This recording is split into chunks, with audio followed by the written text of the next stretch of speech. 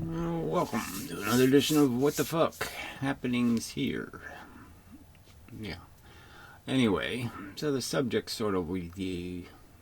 will sort of be yeah, determinism. Yeah.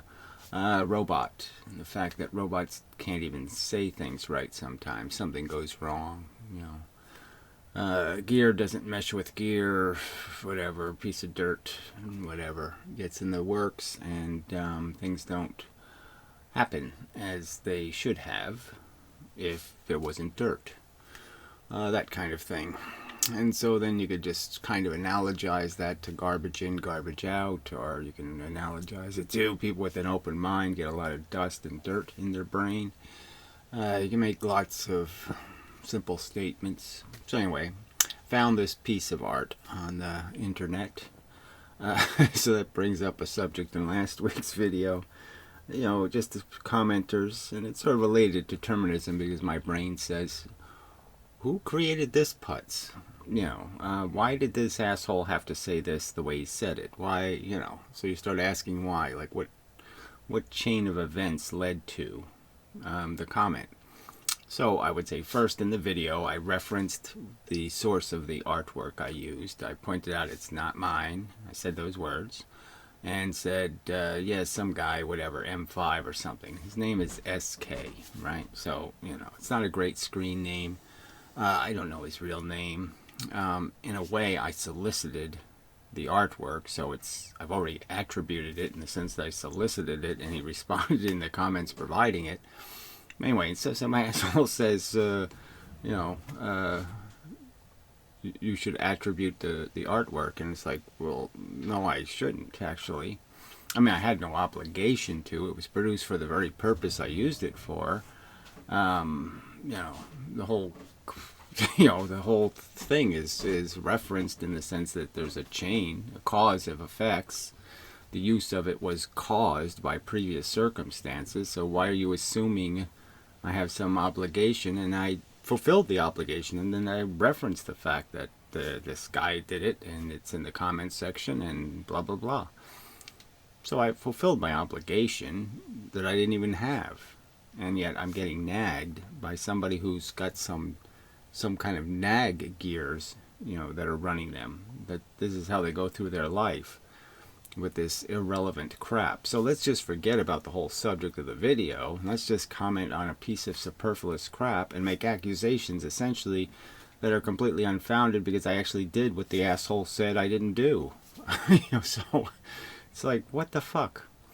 And then in that comment, if you go to the video, you know, there's a whole bunch of crap because the troll, you know, sort of whatever, outed himself in terms of he didn't use a good enough face block, so now we have a good image of his face, and so people who are so inclined, the people who troll trolls, I guess, can now make goofy videos with his head spinning and, you know, put swastikas on him and do all kinds of shit and, you know, use art to fuck with him. Now, I personally won't be playing that game, because I think it's just lame. It shows you don't have an argument when you have to spin somebody's head around and have confetti fly out of their mouth or something. You know, I mean, that's basically saying I don't have an argument, so, you know, I'm just going to spit at you. You know, it's a real loser's game. That's, you know, but there is just desserts and all that kind of stuff. Maybe the other guy is just, the other troll is so fucking stupid that he needs somebody to do something horrific to him and his family, and, you know, find out his relatives and take their pictures and fuck with them. And maybe he needs to have his life manipulated and played with in these nasty little ways before he'll get it. You know, that it's not a nice thing to do, that it's a lame argument. You know, but he'll say, gee, that's pretty lame. You could argue me with a lot of things, and you're going to pick on this bullshit that doesn't matter? Just because, you know, I might be sensitive about, you know, my little sister or something? You know, it's just... But you're saying this is what's running people, so what kind of bullshit is running people? And you could argue that most people, yeah, it's just knee-jerk. You know, this is way too complex a piece of artwork. It implies way too much functionality because they really don't have all of that. They're operating on a bug level. You know, they're not using a whole blob of gray matter. They're really just operating like a shark, or something stupid, any dumb animal, ignorant, just running on impulses created by a DNA molecule that has you, that stirs you up, causes you to do that fight or flight thing, make you feel aggressive or make you feel passive. And that's all they operate on, and they don't really think about implications. They don't think about the fact that there's dominoes. See, I like that about this image. It's sort of a subtlety in it. Frankly, I'd make it more obvious, that the dominoes you're pushing end up eventually just feedbacking into you. What goes around comes around kind of bullshit. Because that's sort of the theme, is this is all feedback. You just poke things, and then things either poke back or they don't, and they can poke back 10 years later. And even that, just the idea that some of the mechanisms in your brain is just something that went in 20 years ago, and it could just sit harmlessly somewhere, and it finally vibrates, and the little piece of dirt falls into the gears and causes a reaction, that you didn't expect. And that we're all kind of controlled by events that happened, decades ago, and those are controlling memories, controlling fears, controlling ambitions.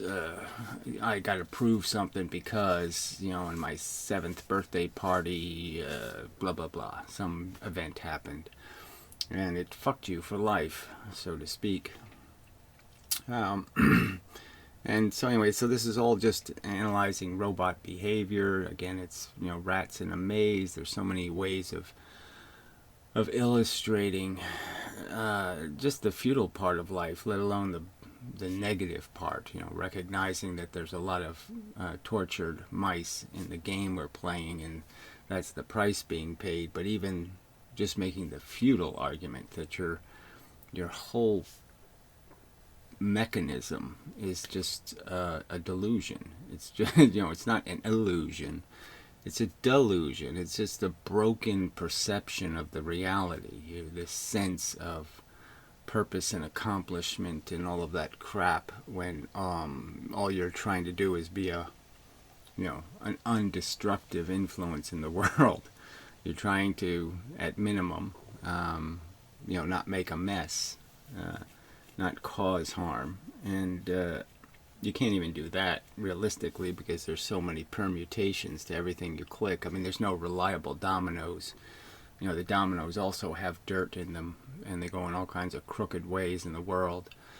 So you can be a do-gooder, and all of your do-gooding can turn into shit, because of the way it's carried and moves through the world, and turns into the opposite of what you're intending. Feeds the very creatures you wish to starve, kind of thing. So I guess I've been fair enough to this piece of art. I can make this bigger, I suppose, and normalize our reality here. I'll leave that part. Okay, now it looks like a normal video, maybe. A little undersaturated, just to blend in a little bit. Just the way it is. So there's just so many angles to this cause and effect thing, in terms of just describing not only how much you could use it in your own daily life, but just as a philosophical point.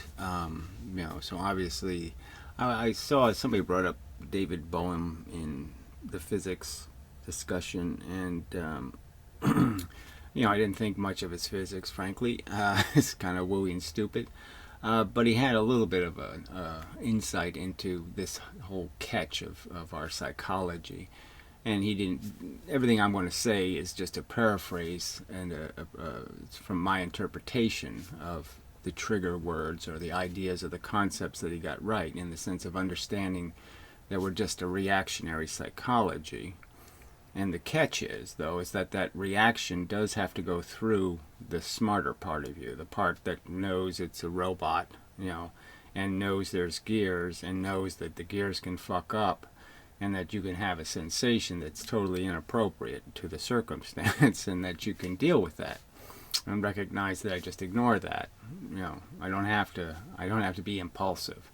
And the fact is, you can apply a lot of thought to what you're doing. You can take, the finger poking idea. You can take 20 minutes or 10 minutes or 4 days. You can make decisions in all kinds of time scales, and that there's nothing that has to be impulsive about your behavior in so many real circumstances. You can plan, and you can even plan to give yourself opportunity to plan. That is, not get yourself into situations where you have to make a critical, life impacting decision on the spur of the moment. You can organize your life in such a way where that doesn't happen too often, where you don't have to decide whether you're going to run into the burning car and rescue somebody. You can think about it ahead of time. Like, you can imagine a scenario.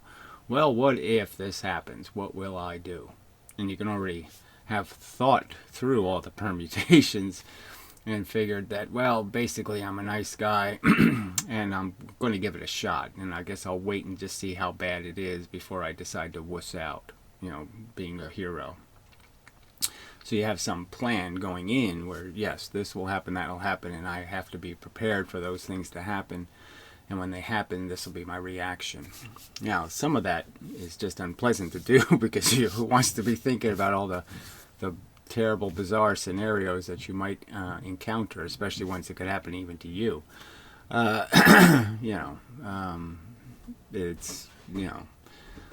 It's just not fun. So most people don't do that.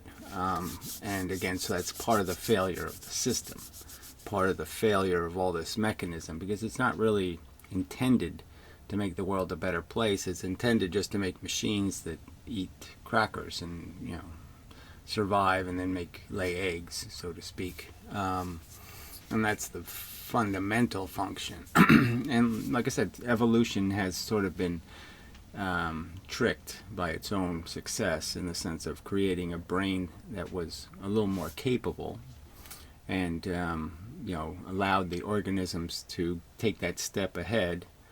First we were first there was life. It was just little cells, individual little cell robots.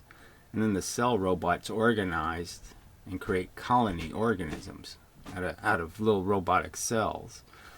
And then, the colony organisms can communicate with each other, and now they can organize, a whole another kind of arrangement of social through those interactions. They can become an industry. They become industrial complexes. They become organizations, even. And obviously the industrial complexes seem to have much more power than the organizations. But the idea is that we can take these. We're on these higher levels of complexity, and some of that complexity is built on real rational missions, that have something to do with accomplishing something.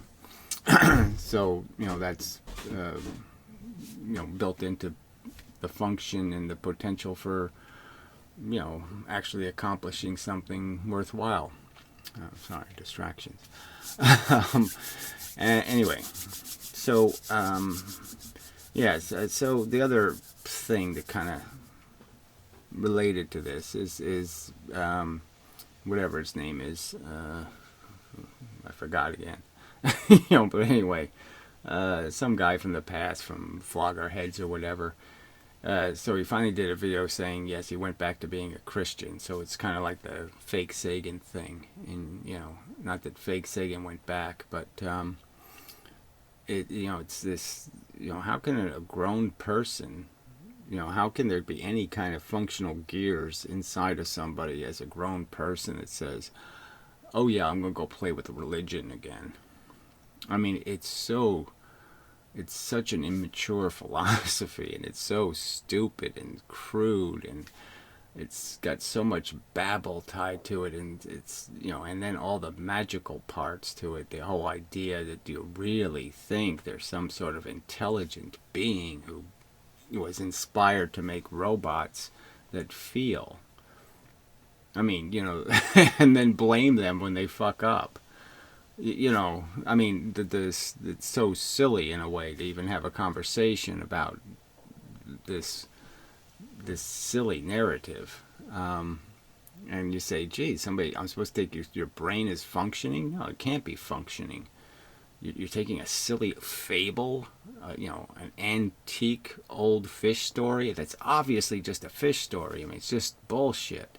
It's just an aggrandized pile of nonsense. Hyperbole or whatever. I mean, it's just so, there might have been some real events connected to some philosophy, but it was, it's nothing like what it got turned into. And it's just, again, it doesn't make any sense at all as a narrative. It doesn't have. It's like some of those nursery rhymes are like that. They don't make any sense at all. I mean, the Hansel and Gretel stuff, but it makes so much more sense than any of the religions. As a theory, you're just saying what kind of fucked up shit is going on inside their head. That going through life, their answer to the struggle is, let's go back to being in diapers and shaking rattles in front of each other and saying fun. I mean, it's so bad. But then that goes back to the Boehm thing, in the sense that I saw an interview with him, and he's talking about how your psychology is just gaming you, and it's just full of shit. And we have this wonderful capacity to analyze it and understand it, and that empowers our logic and our acquired knowledge to interfere with the plan of the moron. The ape is disabled, by the higher thought process can disable the ape's impulses.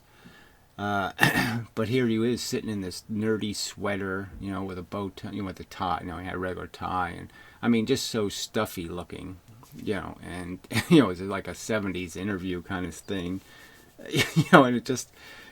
To just demonstrate, well, here you look like a nerd. You look like a controlled little, person, and yet you're talking about how we have the freedom, to step beyond those controlling mechanisms. How mommy dressed you, and you can step above that and beyond that. You can get out of it. You can escape those traps. Some of them, anyway. But again, he's sort of demonstrating that some of these traps are really rigid, and it's really hard to break them. What life does to you, when you're a kid, is some of it's permanent scars, in the sense that the wounds are deep, and the marks are, you just can't ignore them. It makes a permanent bend in the wheels, and you can never straighten the wheel. All you can do is create another wheel that tries to compensate for the damage the bent one's doing. That kind of thing. You can think more and think more deeply and try to get yourself out of bad habits and bad routines, and your reactiveness, your trigger words. You can try to moderate those and try to understand. But even when you do, I saw myself doing it yesterday, where I allowed events to trigger me, and I could watch myself being triggered, and I still wasn't much I could do about the fact that it was just really irritating and annoying and unacceptable. And I probably had the ability, if I tried a little harder, or if I was a little more certain, that I should have been able to calmly just disengage from the horseshit and recognize the bigger picture and the longer context and the blah blah blah blah, and not be caught in some little ego moment where my feelings were hurt, or I felt dissed, or some other bullshit. And so anyway, so that's all the like I said, as a practical matter, getting through your life, you can get through it if you're smart and you know some robot law. You can change what dominoes you're going to poke in the world in a kind of constructive way, in the sense you won't be surprised that garbage in gets garbage out. You'll recognize that, oh yeah, that's a real thing, and I have to make sure I'm not just polishing garbage, that I'm taking some, it's not the real thing, and I'm working it and polishing it and perfecting it, and it's a fake diamond. You don't want to be fool's gold. You want to be able to understand when what means something, and what has value, and what's real, and what's important, and all the crap that isn't important. And maybe it's worth cleaning my desk just to have an organized life, but it's not worth doing it just because you have some notion that desks should look a certain way. And it has to look that way, and if it doesn't look that way, it's not a proper desk. That's not the good reason. The good reason is because to make your life more organized, to make you more efficient, or something like that. So there's good reasons to do something, bad reasons. So there's lots of people doing the right thing for the wrong reasons, and lots of people doing the wrong thing for good reasons. No, not too much of that. But anyway, so what else can be said? It's in the context of making an argument explaining how life is not a great thing. The other truth to this fact that we can acquire more complexity, and we can acquire truth gears and all that other kind of crap, is that they're not necessarily going to draw a very good picture for you. The understanding the real context is often going to be unpleasant, and the truth is going to be ugly, and it's not going to be just some fun game you play, and it's you don't worry about consequences, and you don't have to think about the ends and the cost and how much, because you have the credit card, you just imagine it away. You just take what you want now and not worry too much about the future. You take the drink of water, and you don't recognize the context that now somebody has less water, blah blah blah blah blah. You're just passing thirsty on to somebody else. You win, and you often are creating a loser. As I've stated before, I think these little pieces of the truth are, in my opinion, enough reason, just some of these little ones, to be very cautious about thinking that it's just some free thing you do, this make living things and let them struggle for survival because they're of the implications. And just the thought of the idea of in your life searching for your perfect mate and all that kind of stuff, or somebody to live your life with you, and to try to even even first try to find somebody that you could be that compatible with, and that it could be harmonious enough and constructive enough where you could actually be assets to each other's lives. That's difficult enough, but then the real prize is you get somebody who you can be really proud of, or who, well, see, that's the trick, is most men aren't looking for that. They're looking just for something pretty.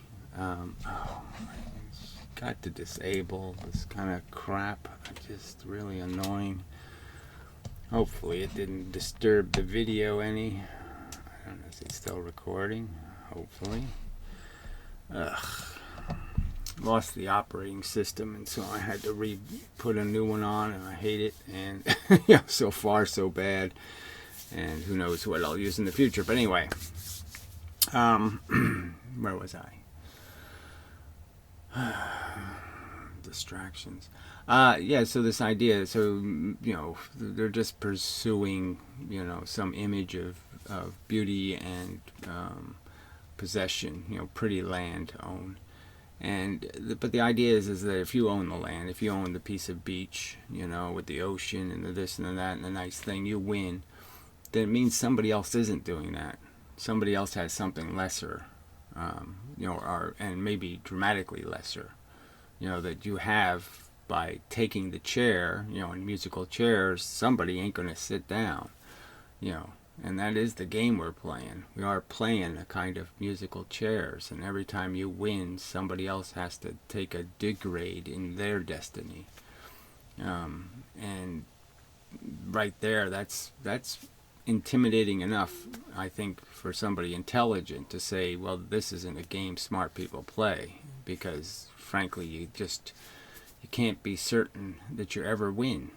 I mean, even when you think you won, you just don't know whether, hey, my wife would have been so much better off if I didn't fuck up her life. And that's just the truth. And it's vice versa. I'm not saying it doesn't work all kinds of different ways.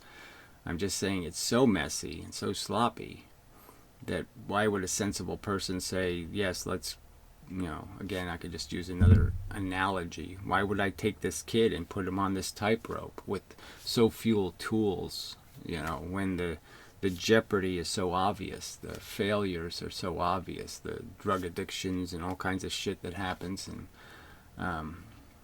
where life spirals out of control. It's one bad decision leads to another bad decision, leads to another bad choice, and another bad choice, and another bad choice, and all going to be decided by gears that are panicked instead of thoughtful and careful, and it's just going to get messier and sloppier, and one lie leads to another lie and another lie, and this is how people's lives evolve and spiral. And why would somebody say, oh, that's a good idea, let's play this game over and over and over again?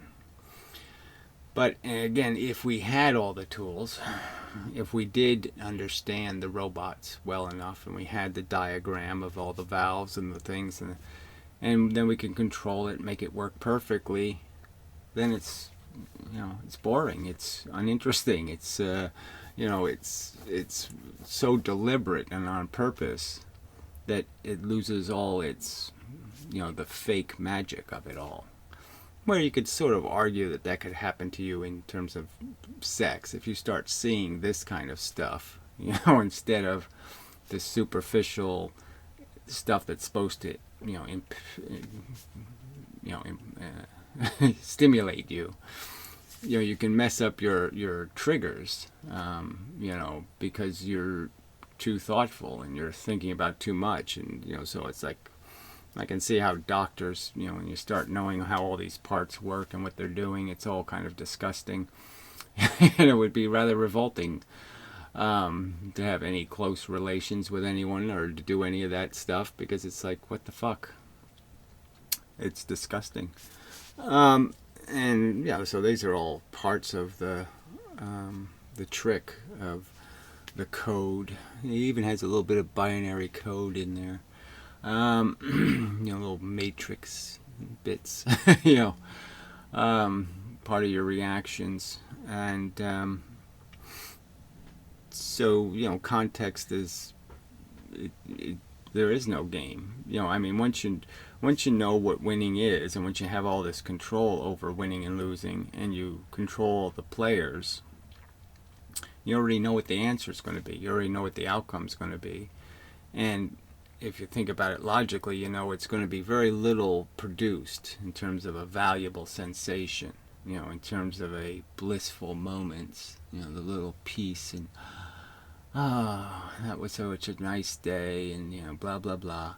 There's going to be so little of that and so much of this kind of tense, am I saying enough words? Am I saying the words the right way? Am I doing this? Everything where you're just constantly trying to manipulate and put things together the right way. And, it's like this terrible stress on this assembly line, where you just show up every day and you got to worry about, I bent that board a little bit when I soldered it, and I did this, and I, and you got all this pressure because, oh yeah, all these other people are going to do something better than me, and I'm going to be nothing. I'm going to have wasted all this time trying to get to my Olympic gold medal, and I'm not going to get there, and so it's all going to be wasted pedaling. I'm just, again, why would I say it's a great? Oh wow, I think it's a great idea that I make some new sucker to play this out. This struggle, and I'm making a new sucker out of who knows what as ingredients. I mean, people don't even consider what kind of robots they're putting together, in terms of what kind of, all of the DNA matches that can be bad matches, what they have as recessive genes and all. They don't even go to that trouble to figure out that, well, maybe, yeah, I'm attracted to you and we have great sex, but, maybe we shouldn't make babies because our genetics aren't going to mix very well. And people don't even, even though we have the power to do that now, we have the power to look at a lot of those markers and see what your kid's going to go bald when he's, 32. He's going to do, all these things that you can find out. That's what's going to happen. That's what he's, or she is subjected to. They're going to go, yeah, well, my aunt had breast cancer and my blah, blah, blah, blah. And, these are, I mean, but again, knowledge is power, but knowledge also will tell you not a good idea, and people don't want to hear it's not a good idea for them to, play out their little fantasy about, oh, I'm going to make a new little me that's going to be a different me, substantially different, and it's not going to have my life experience. It's not going to have the benefit of my character. So, the things that gave me character, the experiences where I got humiliated or I got this or that, and I have defenses against those. This kid's not going to have any of those defenses. He's not going to be me. He's not going to be like me even, because the circumstances that are going to form him are going to be so much different. So maybe he will drink and drive and do all kinds of things that I would find really obnoxious. And he's not going to be able to learn the same way I learned through, you have a car accident and, oh yeah, I could get this thing now, this accident thing. Yeah. And so, yeah, I drove, after the first accident, I was a different human being on the road because it woke me up. It said, yeah, this is the reality. When you're taking those turns a little too sharp and you're going a little too fast and you're going over the line and you're doing this, all of those things are stupid, idiotic risks that nobody should take because they don't go anywhere good. And so, they just add up as risks. You're just flipping negative coin and just saying, well, I'll flip the coin some more times. No, flip it as few times as possible.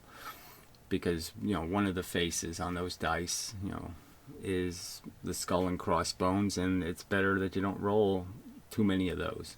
As few as possible. So you learn all this stuff. So it's not about your genetics or your this or your that. Nothing's about. It's about this whole idea that you can learn, okay, how these things work, how the world works in terms of if you keep rolling dice that have skull and crossbones on them, that's really dumb. And the fact that the dice are rolling inside your head and that there's lots of dice you can, get the ones that lead to bad decisions. You can understand that, yeah, if you're thoughtful, then you say, okay, I might have an impulse that says, oh, I want to have a little copy of me, but I can understand that, oh, wanting that is really stupid. So, it's kind of like you could say donuts, like Homer Simpson or something. You can, oh, I love a donut. But if you found out that donuts are made out of ground up kittens or something, you'd say, oh yeah, no, don't grind up any kittens. Don't hurt some kittens. Or they, the donuts are made in a kitten, where the kittens have to make the donuts, and they're all covered in shit, and their little paws are all sore from, smashing donut dough. And, you just say, no, I don't need a donut that bad. So the power is in the reasoning and in words and in concepts. And that just brings me back, okay, to Christopher Anderson, fake Sagan, and Neil, yeah, N.D. Clark, yeah, that's it. And this, it's just so insane, going back to religion, going back to a silly little dopey fable. There's no chance, just zero chance that has anything to do with reality. I mean, just zero. And it's just this Borgish weapon that has been used against the psychology of man over history, this whole idea of being afraid of God to control people's behavior rather than because they want to be decent or good. I mean, it's just It's one of the worst weapons of Borgism, of the Borg. And, whatever joy it's giving you to be part of this gang, whatever comfort it's giving you, the menace you've become and the menace you are as a thinking, as an example of Coke machine. You're just a terrible example. You're so far off course. You're so backward in your function. It won't do the world or you. You really won't win.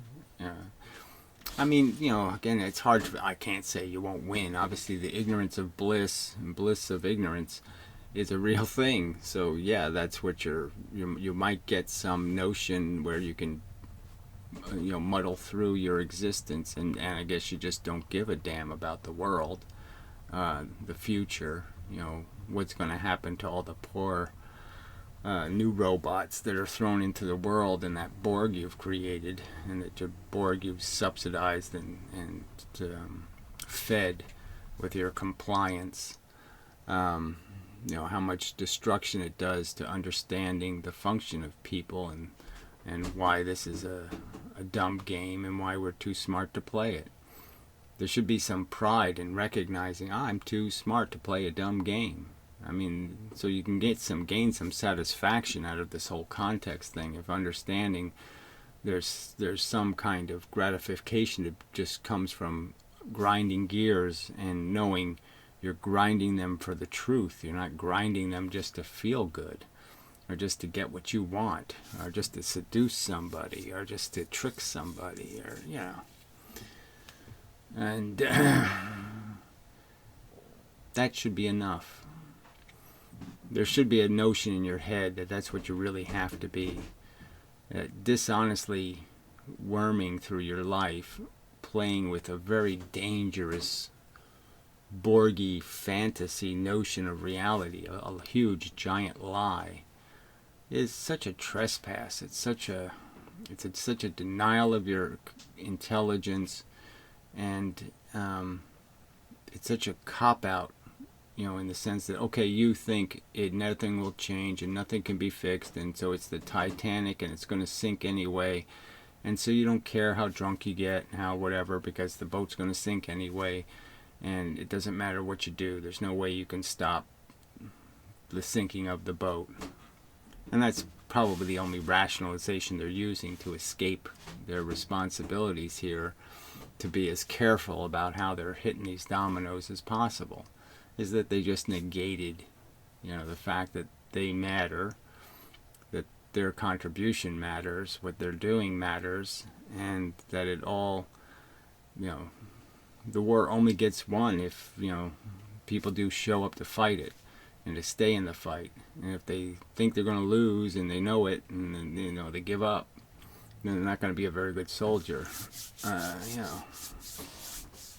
So that's probably enough. And such, I will minimize myself again. Yeah, it's too bad there's not a. I suppose I could make a button that allows me to minimize things to the right size, just with a click or something. I have to do that someday. Human, time. There's so many things to play with here, so many gears and knobs and things to play with, and even just trying to choose which part of our mechanism,